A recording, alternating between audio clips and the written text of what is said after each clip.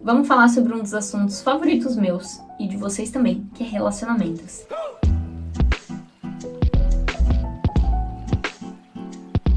E eu quero começar dizendo que eu me casei muito jovem, aos 21 anos. Eu comecei a namorar aos 19, então eu fiquei 2 anos namorando. Hoje eu tenho 25 anos, então eu estou casada há quase 4 anos. E eu sei que eu sou uma exceção. A maioria das pessoas não se casam antes dos, 28 anos. Elas não se casam com o primeiro namorado, não se casam tão rápido. Enfim, eu sei que eu sou uma exceção. E isso não significa necessariamente que tem algo de errado com você aí, que às vezes é mais velho do que eu, ou tem a minha idade e não encontrou ninguém, e fica se perguntando o que eu fiz de errado, o que essa menina fez de certo, que receita que ela seguiu pra dar certo na vida. Estar casada jovem não significa que eu dei certo na vida, porque existem muitas outras áreas na vida, então eu quero começar dizendo isso, sabendo que eu sou uma exceção. Eu sei que a maioria das pessoas não vive esse tipo de coisa, e tá tudo bem não viver esse tipo de coisa. Tem gente ainda que se casou mais nova do que eu, conheci pessoas que se casaram aos 18, 19 anos, 20 anos, e deu tudo certo. Outras pessoas não deu tão certo, mas elas lutam pra melhorar esse casamento e fazer dar certo hoje em dia. Enfim, existem muitas variáveis por aí, mas o que importa acima de tudo é: sua vida está na mão de Deus, e quanto mais você tem plena ciência disso e se entrega cada dia mais na mão de Deus, mais você consegue ficar em paz e contente com os tempos que Ele tem para sua vida. E menos você se compara com as outras pessoas, que é algo que eu preciso exercer sempre na minha vida em relação a muitas áreas que eu vivo e que eu tento fazer dar certo e tudo mais. Em resumo, você estar solteiro hoje, ou você já ter namorado 5 pessoas e não ter dado certo, não significa necessariamente que há algo de errado com você. Na verdade, não há nada de errado com você. Às vezes, coisas que você vive hoje são produtos de escolhas que você fez, de lugares que você frequenta, de pessoas que você se relaciona. Mas isso não significa que você está sendo punido e torturado com péssimas consequências e tal. Mas enfim, esses vídeos sobre relacionamento servem pra gente ter um papo saudável e legal, para que você possa refletir nas suas escolhas, como eu tive a oportunidade de refletir nas minhas quando eu via vídeos sobre relacionamentos. E quando eu era solteira, eu via muitos vídeos sobre relacionamento, e honestamente isso me ajudou muito. Se tem uma coisa que eu posso recomendar pra você, é veja vídeos sobre. E é claro que eu vou soar um pouco enviesada aqui, mas eu recomendo que você veja vídeos de pessoas cristãs sobre relacionamento, sobre casamento, sobre como se preparar para um relacionamento, como se portar perante as pessoas, se relacionar com as pessoas e tudo mais. Porque obviamente eu sou cristã, e ter seguido conselhos de pessoas que partilham da mesma fé que eu me fez parar de bater a cabeça e andar em círculos, porque eu buscava muito conselho de pessoas que não partilham da mesma fé que eu. E isso tem algumas consequências, que é: eu simplesmente tô seguindo um determinado caminho, eu sei que esse caminho é o melhor pra mim, mas aí eu peço conselho de pessoas que seguem um outro tipo de caminho. Então não tem como essas coisas coincidirem a longo prazo, e às vezes até em curto prazo você vai ver que algumas coisas não vão bater, algumas ideias não vão bater. Então, quero deixar pra você que Deus tem coisas pra fazer na sua vida e, enfim, vamos começar. Eu sei que esse título é um pouco esquisito, de estar pronta pra um relacionamento, porque coisas novas que a gente nunca viveu na nossa vida, nós nunca estamos realmente prontos. Porque a gente tem a mania enorme de idealizar tudo que existe na face da Terra. Por exemplo, hoje eu tenho 25 anos. Eu não me sinto pronta ainda pra ter filhos. Mas se Deus quiser me mandar filhos, ou se de repente amanhã eu decido que eu quero ter filhos, não significa que eu estarei, no ideal perfeito para ter filhos. Mas simplesmente que, primeiro, Deus sabe o tempo que Ele tem das coisas na nossa vida. Eu não falo nem só de ter filhos. Eu analisei os prós e contras, as fases da minha vida, meus amadurecimentos em determinadas áreas, e decidi que eu estou numa época saudável para tomar essa decisão. E eu não tô falando só de ter filhos, tá? A gente fala de casamento, mudar de carreira, faculdade, várias coisas, grandes decisões que a gente tem na nossa vida que mudam a nossa vida a longo prazo, obviamente. Então eu quero começar dizendo para que você pare de idealizar o começar um relacionamento. Eu idealizei muito isso na minha vida toda. Eu sempre tive muito medo de errar, muito medo de ser uma vergonha para a sociedade, sei lá. Então, eu fazia listas e mais listas e mais listas de como eu deveria me portar, como eu deveria ser, como eu deveria falar com as pessoas.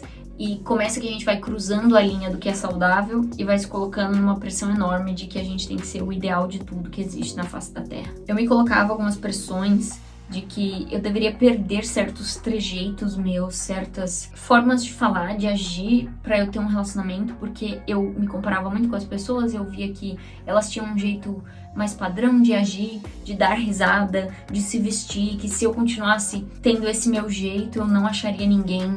Meu Deus do céu, quantas vezes eu tentei me silenciar só pra fazer outros caras gostarem de mim, sabe? O Pedro foi meu primeiro namorado, eu nunca tive um relacionamento oficial antes dele, mas eu já tive pessoas em que eu fiquei nessa fase de conversar com a pessoa e conhecer e saber do que se trata aquela questão ali. E não deu certo, não foi pra frente, mas eu tirei grandes aprendizados disso. Eu diria que o fato de eu não ter já pulado de cabeça em namoros fez com que eu me preservasse muito nesse aspecto. Então, quando eu ficava só nessa coisa de ficar sondando a pessoa, conversando, sem beijar a pessoa, sem ter essas coisas de afeto físico que caracteriza que as pessoas são namorado e namorada, enfim, isso me ajudou muito a conseguir ter a cabeça um pouco mais racional para essas situações. Mesmo que no fim das contas eu acabasse ferida e magoada, porque isso acontece.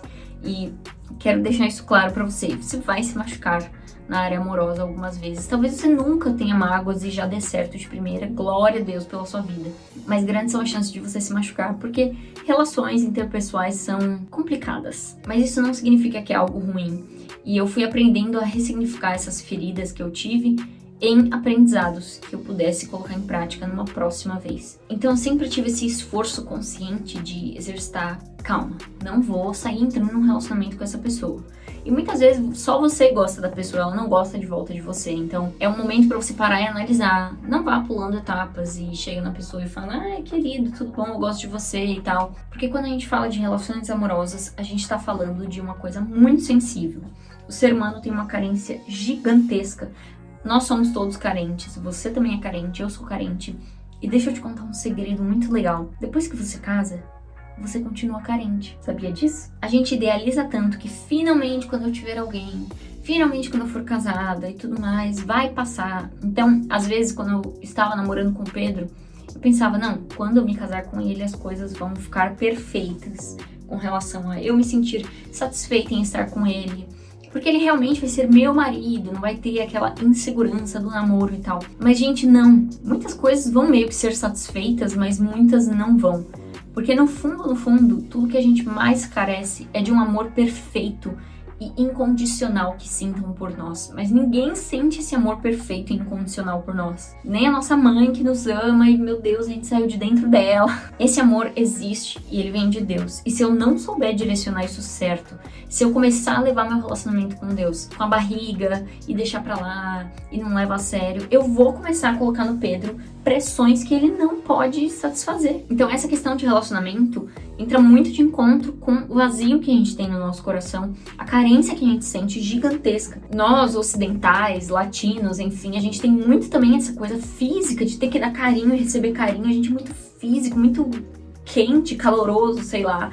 E isso é muito perigoso pra a gente acabar caindo num buraco em que a gente usa o outro e é usado e fica por isso mesmo. Eu falo aqui com muito respeito às pessoas que acham que tudo bem ficar com os outros sem compromisso, que acham que tudo bem sexo casual e relacionamento aberto e poligamia e etc. Respeito muito sua visão de vida, mas não é o que eu penso, não é o que eu vivo, não é o que eu concordo, nem o que eu acho saudável a longo prazo, a médio prazo na vida das pessoas. Então é óbvio que eu vou falar enviesada nessa opinião que eu tenho. Então, enfim, eu vejo o quanto a gente tem banalizado afeto físico com o sexo oposto e tal, e o quanto a gente tá acostumado a confundir as coisas, e sempre fica tudo muito subentendido, tudo muito assim, você é amiga desse cara, e aí dali a pouco ele tá te dando um abraço muito, não tanto de amigo assim, e você fica confusa, mas você tem que engolir essa confusão, porque hoje em dia é normal, você tem que deixar pra lá, abstrair. Deus o livre você não entrar nessa vibe de que, ai, tá tudo bem fazer qualquer coisa que você quiser, porque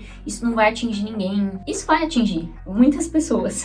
Outra coisa que eu fui tentando desenvolver em mim como pessoa foi essa coisa de tentar expandir meu círculo de amizades. Você não precisa ser extremamente amigo das pessoas, de todas que existem na face da Terra, mas seja uma pessoa aberta, o máximo que você conseguir. Por conta da faculdade, dos meus estágios e tudo mais, eu tive a oportunidade de conversar com muita gente. E isso me ajudou tanto, porque eu vi o quanto eu era um bicho do mato, sabe? Eu tinha muitos mesmos jeitos de conversar com as mesmas pessoas, e quando eu fui obrigada a entrar nesse mundo aí da faculdade, especialmente no ambiente de trabalho, em que você tem que conviver com pessoas de idades muito diferentes de você, de contextos diferentes, você se vê tendo que se adaptar melhor, se tornar mais resiliente. E eu queria ter desenvolvido isso até antes, porque eu, como uma adolescente, eu era muito travada, muito encolhida dentro de mim.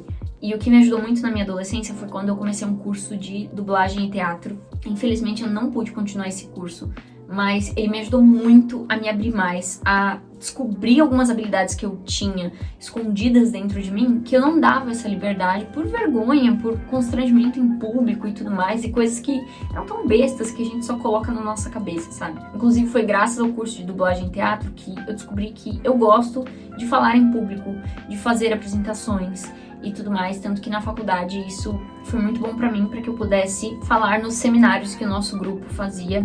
E isso foi muito legal. E conforme você vai convivendo com as pessoas, você vai descobrindo os tipos de pessoas que você se dá melhor. Você vai descobrindo se você é mais extrovertida e você talvez prefira alguém extrovertido também, ou prefere alguém mais introvertido pra se equilibrar com você, ou se você é ambivertida, que seria um misto de extroversão com introversão, que aí tem horários em que você é mais um e mais outro. Eu diria que eu sou ambivertida, que são coisas que eu não sabia que eu era. Conforme eu fui convivendo com as pessoas, além de você se tornar mais agradável, porque você se coloca em situações fora da sua zona de conforto, com pessoas fora da sua zona de conforto, que é bem importante ser uma pessoa agradável, não sei se você concorda comigo, mas eu acho que sim. Você também vai adquirindo essas novas habilidades sociais e tudo mais. Uma coisa que eu tinha uma extrema dificuldade, mas eu tive que me forçar a aprender a fazer isso, é olhar nos olhos das pessoas. Aqui quando eu faço os vídeos, eu olho muito pra cá porque eu fico olhando a tela do meu celular, então você ignora isso. Mas pra mim eu tô olhando nos olhos de vocês, porque eu tô me vendo. Mas eu tinha muita vergonha de olhar nos olhos das pessoas. Eu sentia que elas iam me penetrar assim, e entrar na minha alma, eu não sei explicar. É essa coisa de ser extremamente tímida por motivos do passado, de bullying, de zoação e... enfim, várias pessoas têm traumas na vida que as tornam, às vezes, ou extrovertidas demais, que aí você se torna uma pessoa escandalosa, e eu tive essa fase na minha vida, que Deus teve que trabalhar bastante. Ou você se torna extremamente introvertido, que foi grande parte da fase da minha vida também. Mas olhar nos olhos das pessoas mostra uma conexão muito diferente. Tanto de amizade, não tô falando de olhar nos olhos e ficar flertando com as pessoas. Inclusive, não fique despertando estímulos e coisas assim, de paixão nas pessoas antes do tempo. Por favor, isso se chama defraudação. E isso também se chama pular etapas. Um jeito que eu fui fazendo pra desenvolver essa questão de olhar no olho das pessoas foi, primeiro, começar com amigas minhas que eu tinha mais intimidade, então tô falando com elas, olho num olho, depois eu olho no outro olho, e aí eu desvio um pouco, e depois faço isso de novo. E às vezes o que me ajuda é olhar, por exemplo, entre os dois olhos, tipo assim, no meio das sobrancelhas, porque ainda assim parece que você tá olhando no olho dessa pessoa. Muitas vezes eu faço isso quando eu tô conversando com pessoas que eu não tenho tanta intimidade, ou eu tô mais tímida naquele dia, isso ajuda. Às vezes, olhar um pouco mais pra baixo no nariz. Se você descer muito, vai parecer que você tá olhando pra boca dessa pessoa, ou pra alguma espinha, alguma coisa no rosto dela, então isso não é legal. Uma coisa que foi muito importante pra mim, nessa preparação pra que eu eventualmente conhecesse o Pedro e a gente pudesse dar certo como casal, foi eu parar de ficar demonstrando minha carência pros outros. A gente sempre fica nessa coisa quando a gente é solteiro de ai, como eu queria alguém, ai, como eu queria um amor agora, nossa, e esse frio, eu queria tanto ficar com meu amor, deitada no sofá, assistindo um filme, ai, não sei o quê. Tudo que a gente fala, na verdade, pra gente ficar se desmerecendo, pra ficar mostrando uma falta que a gente tem na nossa vida, não é uma coisa que cria um clima muito agradável entre você e a pessoa que você está conversando. Não tô nem falando quando eu falava isso pra um cara, mas se eu falasse isso pra amigas minhas, eu vou ser vista como uma pessoa extremamente carente. E por mais que fosse o que eu sentisse dentro de mim, quanto mais você fala, mais o seu coração vai se alimentando disso, mais você vai realmente sentindo esse tipo de coisa. Então eu entrei numa vibe tipo fake it till you make it, que é eu não vou falar do quanto eu me sinto carente, por mais que eu me sinta extremamente carente, eu soube ver aos 19 anos, tudo que eu queria era alguém, mas eu simplesmente me recusava a ficar falando do quanto eu queria alguém.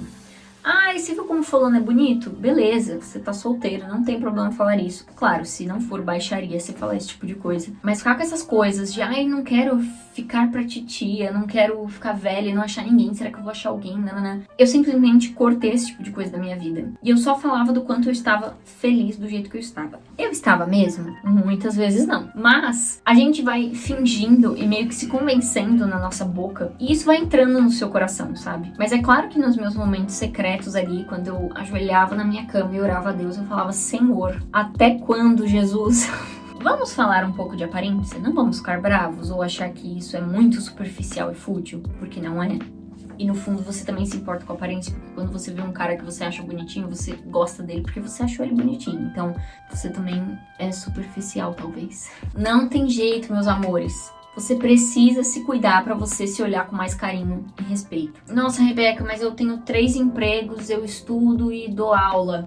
Eu só tenho 5 minutos no dia. Tenta encaixar o máximo de autocuidado que você conseguir nesses seus 5 minutos livres no dia. E no fundo, o tempo é muito coisa de prioridade. Eu via o quanto eu perdia tempo no meu celular, ao invés de investir na minha aparência. E isso foi uma coisa que eu acho que eu demorei mais pra começar a investir mais em mim. Eu comecei a fazer isso no início da minha vida adulta. E eu poderia já ter investido mais nisso na adolescência. Não tô falando que você tem que ficar passando maquiagem, se encher de maquiagem, usar determinada coisa, não tô falando disso. É você se olhar, ver vídeos, conteúdos, enfim, de como é melhor pro seu tipo de corpo, determinada roupa, o que mais te valorizaria, que estilo de cabelo combinaria com o seu rosto, que creme dentro do meu orçamento seria legal pra eu passar no meu rosto, que deixaria minha pele com um aspecto melhor, que comidas eu posso substituir que caibam no meu orçamento, no meu tempo, nas minhas vontades, pra que eu tenha um corpo mais saudável, que esbanje saúde para os outros que me veem. Porque a verdade é, quando você não se cuida, você pode ser naturalmente magra, que eu era naturalmente muito magra. Se você só come besteira, isso vai transparecer na sua cara, você vai ter umas olheiras aí, você vai ter uma pele esquisita, às vezes meio opaca ou com muita acne, você vai ter um cabelo estranho, você vai transparecer em alguns aspectos do seu corpo e em você que você não está muito saudável. E esse era o meu problema. Eu pensava, não vou fazer exercício ou coisas assim, porque eu já sou muito magra. Se eu fizer essas coisas, eu vou emagrecer mais. Vou só comer as porcarias mesmo e tudo mais. Mas eu transparecia insalubridade, sabe? Dentro do que você pode hoje. Se você vai sair aí, sei lá, vai pra sua igreja, coloca uma pulseirinha, coloca um colarzinho, coloca um brinquinho, um negocinho. Sabe, não é nada demais. E às vezes você pode fazer algo demais também. E eu descobri que mesmo quando eu faço algo demais pra sair, eu só tô mostrando o autocuidado que eu tô tendo dentro de mim. Eu tinha muito essa impressão de que as pessoas iam me ver me arrumando e iam pensar, ela tá se arrumando pros outros verem. Ela tá se arrumando porque ela tá tentando demais ser bonita. Tá vendo? Ela se arruma porque ela sabe que ela é feia. Só se arrumando ela fica bem. Ninguém pensa isso. De verdade. Na verdade, todo mundo que eu vejo que é bem arrumado, eu falo, arrasou. Eu não penso que essa pessoa é carente, que quer atenção, que não sei o quê. Eu só falo, arrasou, essa pessoa se gosta e se cuida. Inspiração. Já as pessoas que não se cuidam e falam como se estivessem se gabando de não se cuidarem, porque, isso é tudo futilidade, isso é tudo besteira. Eu olho e sinto um pouco de pena às vezes, sabe? Porque essa pessoa quer tanto provar pros outros que ela não precisa disso, mas ao mesmo tempo talvez isso seria bom na vida dela. Todo mundo precisa de um equilíbrio, sabe? Eu sinto que eu aprendi isso um pouco tarde, então faz do jeito que dá. Honestamente, grande parte da minha vida eu não tinha dinheiro pra ficar, por exemplo, indo em depilação, fazer a sobrancelha, fazer as unhas. Eu sempre fiz essas coisas sozinha. E até hoje, muitas dessas coisas eu faço sozinha. Só a depilação do corpo, que muitas vezes eu vou e pago, mas outras partes do corpo eu depilo sozinha. Eu faço minha sobrancelha sozinha. Eu faço minhas unhas sozinha. Enfim, eu trato meu cabelo e minha pele sozinha. Se você pode arcar com o custo, isso torna muito mais fácil pra você, porque você tem que aprender menos habilidades aí, porque você pode pagar alguém pra isso. Então, em alguns aspectos, eu tive que ter um pouco mais de trabalho do que eu teria se eu pudesse arcar mais com esses custos. Mas isso foi tão bom pra mim, pra eu ir descobrindo o que ficava bom em mim, enfim. A gente esbanja autocuidado quando a gente faz isso com a gente. Eu nem vou me alongar nesse assunto, porque eu tenho vários vídeos que falam sobre isso. Então, assista, em nome de Jesus. Sabe uma coisa que me faltava muitas vezes? Falta de conhecimentos gerais. E isso eu também tive que correr atrás. Eu odeio ler livro, odeio. E honestamente, até hoje eu preciso melhorar isso em mim. E eu tô lutando muito, gente, juro. Hoje eu tô meio que correndo atrás do prejuízo. E é aquilo, quanto mais velho você começa novos hábitos, mais difícil vai ser desse hábito fincar na sua vida. Então, se você hoje tá me assistindo e você é adolescente, Minha querida, meu querido, você tem um ouro nas suas mãos. As pessoas conversam muito sobre tópicos gerais. Tem gente que fala sobre a vida da famosa, a famosa engravidou de novo, e ai, fulano separou da fulana, enfim. Se você não quer entrar nesse tipo de assunto, faz cara de paisagem e sorria. Mas outros assuntos de papos mais profundos, conhecimentos do que tá acontecendo no mundo aí fora, conhecimentos sobre assuntos específicos de autodesenvolvimento, de finanças e de sei lá o quê. Leia sobre, consuma conteúdo sobre também, audiovisuais que sejam, ou podcasts. Como é interessante pessoas que você começa um assunto e a pessoa sabe desenvolver esse assunto. Como é terrível conversar com pessoas monossilábicas, que ou elas não continuam o assunto porque não querem, ou porque elas não sabem nada sobre. Então você vai falar, sei lá, sobre teologia. Você vai falar um aspecto aí da teologia. A pessoa não vai ter muito o que somar nesse assunto, e aí fica meio que por isso mesmo. Fica os dois se olhando, tipo assim...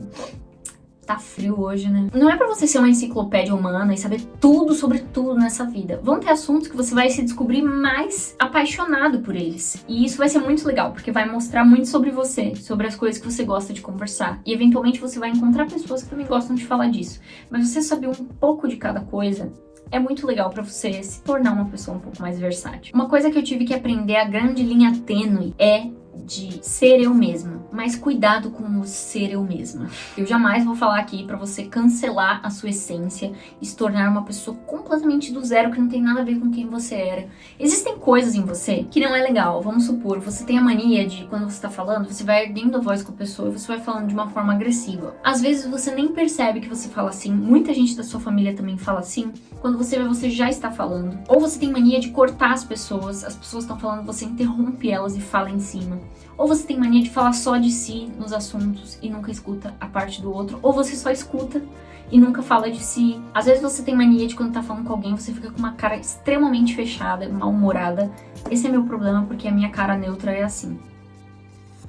Tem coisas dentro de nós que a gente naturalmente faz que não é muito bem recebido pelas pessoas. E honestamente, se fosse com você, você também não ia gostar. Então, esse discurso às vezes de eu vou me aceitar como eu sou e pronto, eu tenho personalidade forte, mas na verdade você é extremamente grosseiro, isso não é personalidade forte, é ego fraco. Tá? Você é grosso, você é sem noção, você puxa assuntos que não tem nada a ver com o assunto que tá sendo falado. Você às vezes tem suas zonas de conforto da sua personalidade ou do seu caráter que você acaba empurrando pra cima dos outros, mas as pessoas não gostam. E honestamente, elas não vão te dar esse feedback, como você também não vai dar feedback pra algumas pessoas que você tem no seu círculo, que você não gosta dos trejeitos delas e de alguns jeitos que elas têm de falar. Porque nem todo mundo vai chegar em você e vai falar, escuta, você corta as pessoas, isso é rude, sabe? Poucas pessoas vão ter esse culhão pra chegar e falar pra você, sabe? Claro que é muito bom nesse momento você ir falar com pessoas da sua família ou amigos muito, muito, muito próximos e você elaborar essa lista de coisas que você tem na sua personalidade, jeitos, enfim, que não agrada muito as pessoas e que pode se tornar um empecilho tanto para amizades quanto eventualmente você poder se relacionar com alguém. Mas não que você vai mudar isso porque você quer a aprovação do mundo. Você nunca vai ter a aprovação do mundo. As pessoas vão existir aí pra falar mal de você e outras vão existir pra gostar de você. Mas é uma forma de você também se tornar uma pessoa mais agradável, poder servir aos outros e assim também ser servido. Então existe essa linha tênue de aquilo que eu sou, mas é fruto de pecados meus, de zonas de conforto minhas, de traumas meus que eu acabo jogando em cima dos outros. E aí tem outros jeitos meus que fazem parte da minha essência. Algumas pessoas podem se incomodar, mas em essência essas coisas não são necessariamente ruins. Por exemplo, eu tenho o meu jeito de humor, que às vezes eu tô falando e no meio da minha fala eu solto alguma coisa meio sarcástica, meio irônica, eu solto algum humor assim de trocadilho, não sei explicar muito bem. E tem muita gente que não gosta disso, tanto porque a pessoa leva as coisas muito a sério, ou o humor dela não tem nada a ver com o meu, ou porque também ela não viu graça no que eu falei. E paciência, segue a vida. Então isso significa que eu tenho que mudar o meu humor por causa de pessoas que não gostam? Não. Às vezes perto dessas pessoas eu vou dar uma segurada só pra não tornar o clima desagradável, mas essa sou eu e faz parte. Outra coisa, muitas vezes quando eu falo, eu gesticulo muito, talvez dê pra perceber nos meus vídeos. E aí nisso, às vezes eu tenho mania de tocar no braço da pessoa quando eu falo, às vezes eu cutuco ela, às vezes eu mostro alguma coisa no ar, assim, com os braços. Tem gente que se irrita com esse tipo de coisa porque a pessoa é mais engessada. E paciência, isso acontece. Como eu disse, às vezes eu vou dar uma segurada perto de alguém, se isso é importante pra essa pessoa, mas muitas vezes não. E isso vai acabar filtrando as pessoas que se envolvem comigo ou não. Não tem muito jeito. E essas coisas vão marcando a minha personalidade, vão marcando quem a Rebeca é. Eu sou muito expressiva. Quando eu conto histórias ou reajo a histórias que estão me contando, eu faço caras e bocas. E às vezes, para pessoas que gostam de mim, que são minhas amigas, é isso que muitas vezes torna a minha companhia legal para uma conversa ou para coisas assim. O meu humor às vezes torna a conversa legal, mas para outras pessoas não. Mas eu também tenho momentos em conversas que eu fico mais séria, que eu fico mais calada e ouvindo. E para algumas pessoas isso pode incomodar, entendeu? Mas isso não são coisas que são problemas. Outra coisa também que é uma coisa que já várias vezes eu tentei mudar, tem como eu atenuar isso e às vezes eu consigo, mas muitas vezes não, que é, eu tenho uma risada muito aguda e alta. Eu tenho essa risada desde que eu era criança. E quando eu era criança, eu soltava a minha risada. Eu era vista como forçada e não sei o quê. E muita gente até hoje acha que é forçada e tudo mais. Às vezes eu tento domar um pouco ela, porque eu sei que para algumas pessoas pode ser irritante. Então eu sei que há momentos em que eu tenho que me forçar a não rir desse jeito. Sei lá, numa sala mais silenciosa, eu não vou soltar meu riso altíssimo de falsete para as pessoas. Então é meio que saber o ambiente que você está, mas também não perder a sua essência. Quando eu tô entre amigos, assim, num lugar público e tá tudo bem, eu solto minha risada. Algumas pessoas olham e não tem jeito. Eu tentei domar muito alguns jeitos meus, do meu humor, da minha risada, entre outras coisas, mas isso marca muito quem eu sou. Como que você vai ficar na mente das pessoas se não pelo jeito que você é? Pelas coisas que compõem a sua personalidade e o que te torna especial. Eu não vou ser especial se eu for igual a fulana, se eu tentar imitar ela, se eu tentar imitar outra pessoa, o estilo da outra pessoa. Por vezes eu tentei mudar meu estilo de roupa por causa do que estava na moda e todo mundo estava usando. Às vezes eu vou usar o que todo mundo está usando, porque essa é a vida natural do ser humano, mas às vezes eu não vou. É o que eu for olhar que é mais harmonioso pra mim e segue a vida, sabe? Eu acho que eu podia tanto ter abraçado mais essas coisas que são da minha essência, quanto também ter banido o quanto antes os meus trejeitos que me tornavam uma pessoa mais tóxica.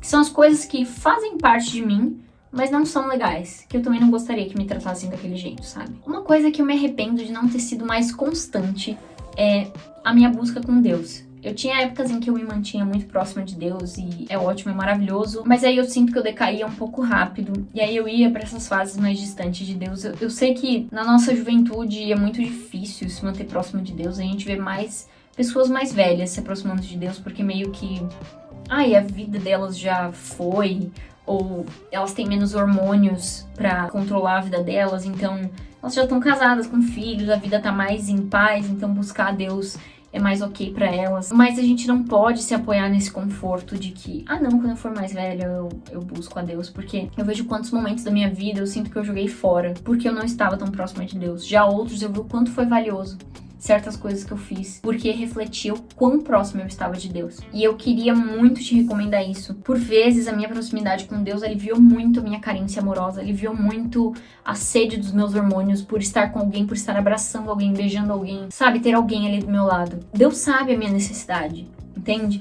Deus é o maior terapeuta que tem no mundo, no universo. Então eu recomendo muito, cara, se você não frequenta uma igreja, por favor, frequente. Se você não tem uma Bíblia, tem tanta Bíblia barata por aí na internet. Tem aplicativo da Bíblia que é gratuito. Por favor, investe nisso. Especialmente se você tem sentido no seu coração como se Deus te chamasse para um relacionamento com Ele, sabe? Não é à toa que você está sentindo isso e não é só você que está sentindo isso ou coisa da sua cabeça. É Deus te chamando. E por último, mas não menos importante, eu não falei nenhuma dessas coisas em ordem de importância, tá? Todas são extremamente importantes, mas queria encerrar com essa aqui, que é passe tempo sozinho. Passe tempo sozinha. Isso é uma coisa que eu me arrependo muito de não ter feito mais. Como eu estive grande parte da minha vida ocupada tentando agradar os outros, também não gostando da minha própria companhia, porque eu colocava muito na minha cabeça que eu só seria feliz e digna de amor e de respeito se eu estivesse com outras pessoas, porque aparentemente eu não era o suficiente. Eu também, obviamente, apliquei isso pra essa questão de relacionamentos, então eu tava muito ocupada estando em grupos de amigos quando eu podia estar mais sozinha. Eu tive muitos momentos sozinha e eu sou muito feliz por eles, por vezes em que eu saía do meu estágio ou antes de ir pra faculdade, eu ia e estudava sozinha, ou ia, sei lá, no Starbucks, coisa assim, eu ia numa praça ler a Bíblia sozinha, sei lá, coisas assim, me expor em situações públicas em que eu estava sozinha. E também ficar em casa sozinha.